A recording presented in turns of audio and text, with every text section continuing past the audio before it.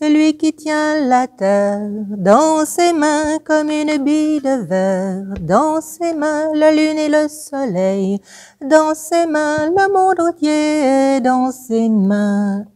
Hey, t'es déjà là? Oh, excuse, je t'avais pas vu arriver. Je passe la poussière, là, mais t'as vu, c'est mon enfant Jésus de Prague que j'ai acheté pour mes petits-enfants. Regarde comme il est joli. Il tient le monde dans ses mains, la toute-puissance dans la vulnérabilité. On me remarque, tu sais, il y a des gens qui nous disent, ouais, tu crois en un Dieu d'amour, mais si ça te fait du bien. Mais il est impuissant, ton Dieu. Il est impuissant pour arrêter la pandémie. Il est impuissant pour arrêter les guerres, pour arrêter les tremblements de terre. Regarde, il y a même un jeune homme, une fois, il m'a dit comme ça. Oh, c'était rude, hein. Je sais pas comment tu peux croire en un Dieu qui n'est qu'un pauvre raté. Ouf, ça m'est rentré dans le cœur. J'ai plus su quoi dire. Mais c'est vrai que Jésus, qui faisait référence à la mort de Jésus. Puis quand on y pense, un homme qui a les pieds cloués, qui a les mains clouées, mais il n'y a pas plus radicale impuissance. Ce jeune homme-là qui m'a dit que c'était un raté, mais il y en a beaucoup lors de la crucifixion. C'est comme ça qu'ils voyaient Jésus. Ils se moquaient de lui, hein. Il y avait des passants qui disaient « Hey, t'es le fils de Dieu! Descends, puis t'es le fils de Dieu! Ah, t'as voulu sauver les autres, sauve-toi toi-même! » Il y avait des injures, il y avait les grands prêtres qui étaient là qui l'injuriaient, il y avait les passants qui l'injuriaient.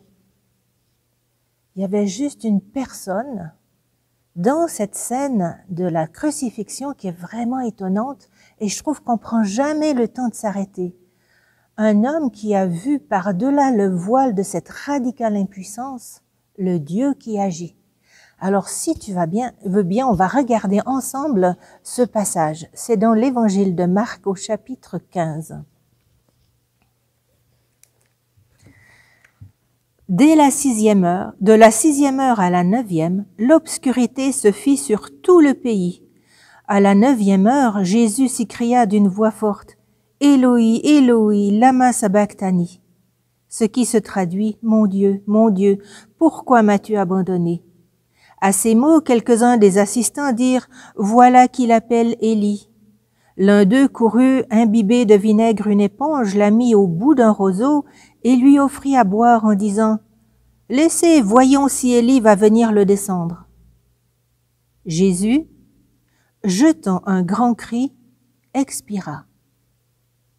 Le centurion, en faction devant Jésus, voyant qu'il avait expiré ainsi, dit « Assurément, cet homme était fils de Dieu. » Ce centurion-là, on prend pas assez la peine de regarder ce qu'il dit, mais ce qu'il dit est sublime. Il est le seul là qui, derrière le voile de l'impuissance, traverse ce voile avec un regard de feu et reconnaît que Dieu a eu le dernier mot. Lui, il a vu Dieu qui agit là derrière. Un centurion romain, c'est quoi? C'est un officier qui a des soldats sous ses ordres. C'est un homme qui a donné toute sa vie pour se dédier au droit et à l'ordre. Puis il est romain parce que c'est une société bâtie tout entière sur le droit. Alors on crucifie pas n'importe qui, on crucifie les criminels.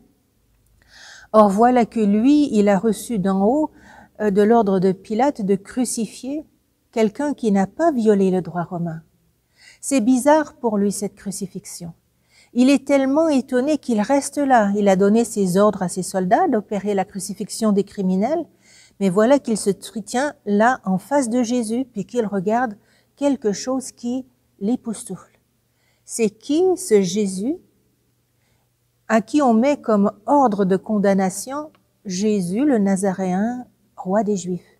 Les autres, c'est écrit peut-être assassin, un brigand de grand chemin. Là, ce sont des crimes qui justifient la crucifixion.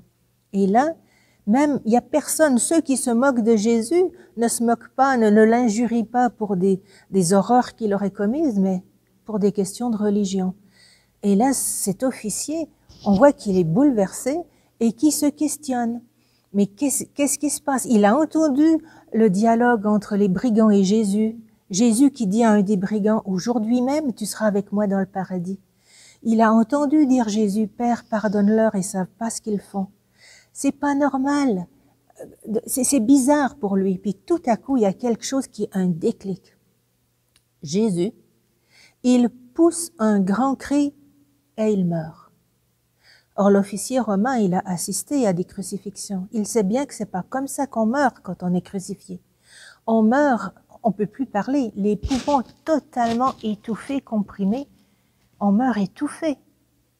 Là, ça a été le déclic pour cet officier. Il a vu Dieu derrière ça. Il a vu que Dieu avait le dernier mot et non l'injustice. Lui est un homme qui se dédie pour ce qui est droit et juste. Dans un autre évangile, il dit assurément, cet homme était juste.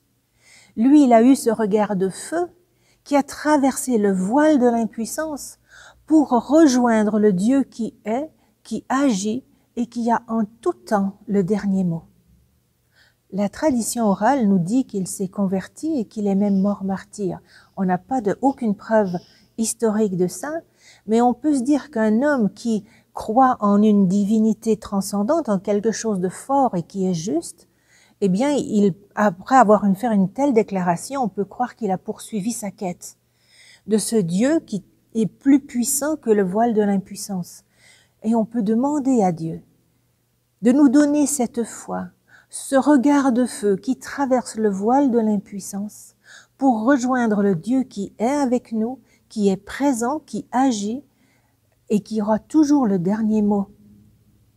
Et dans nos propres impuissances, faisons comme saint Paul qui dit « c'est lorsque je suis faible que je suis fort ». Dieu a le dernier mot, Dieu est celui qui nous relève, Dieu est celui qui nous relève de toutes nos impuissances. Il est là, il tient ta vie, ma vie, entre ses mains. Celui qui tient ta vie dans ses mains, celui qui tient ma vie dans ses mains, nos amis, nos familles, dans ses mains, le monde entier est dans ses mains.